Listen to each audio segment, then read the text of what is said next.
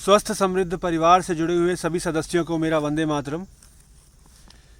हमारा आयुर्वेद, इस महाग्रंथ की कड़ी में आज के स्वाध्याय में मैं एक बड़ा ही रोचक विषय आपके सामने लेकर आया हूँ। पिछले स्वाध्याय में आप सभी ये देख चुके हैं कि नाड़ी की गति पहचान कर हम रोगों की पहचान कैसे करें। तो आज उसी संदर्भ में वैद्य श्री त्रिलोकचंद्र जी अपने इस महाग्रंथ में नाड़ी की गतियां बताने वाले यंत्र का जिक्र करते हैं।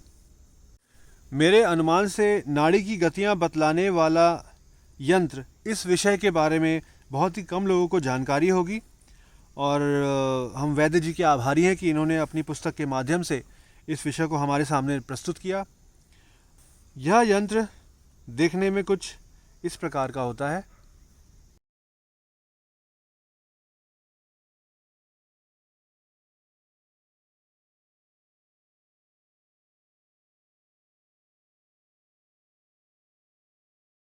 ये बहुत ही रोचक विषय है कि इस तरीके के यंत्र पर भी शोध हो चुके हैं। दुर्भाग्यवश यह अभी हमारे पास उपलब्ध नहीं है। तो वैद्य जी कहते हैं कि वैज्ञानिकों ने भी नाड़ी के आधार पर रोग निदान के लिए एक यंत्र का निर्माण किया है जिसका नाम स्फिग्मोग्राफ है। वैद्य जिस स्थान पर नाड़ी देखते हैं उसी स्थान पर इस यंत्र को लगाया जाता है।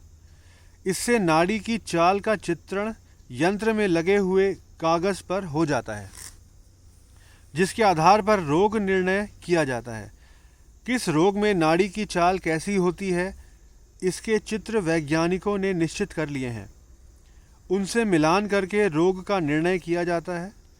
वैद्यों को इस यंत्र के प्रयोग के साथ साथ नाड़ी देखने की अपनी जो पद्धति है उसको भी भूलना नहीं चाहिए।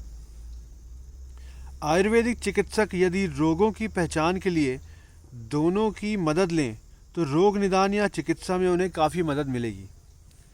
इस यंत्र का विवरण आयुर्वेद विकास पत्रिका के दिसंबर 1974 में छपा था। यदि यह यंत्र उपलब्ध होता है तब इस यंत्र की मदद से मेंढक, सर्प व बतख की चाल वैद्यों को आसानी से समझ में आने लगेगी। वर्तमान में यह यंत्र उपलब्ध नहीं है दुर्भाग्यवश। वैद्य त्रिलोकचंद्र द्वारा इस यंत्र के विषय में अधिक से अधिक जानकारी एकत्रित की गई है। नाड़ी की गतियों को समझने के लिए लेखक द्वारा लिखित पुस्तक आयुर्वेद में नाड़ी प्रकाशित की गई है।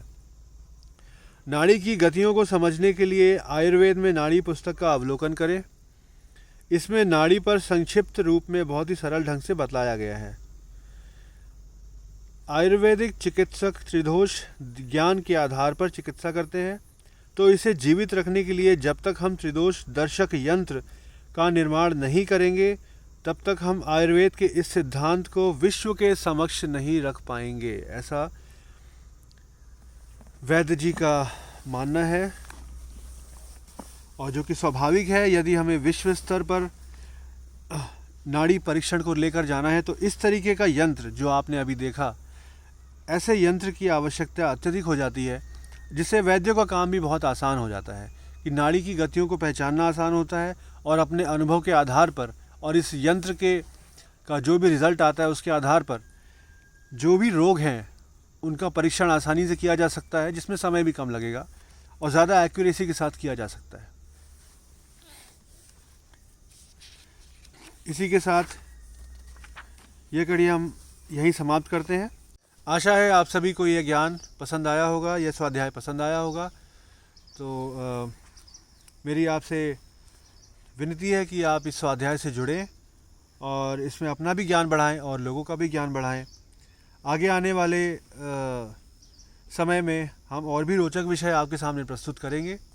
वंदे मातरम।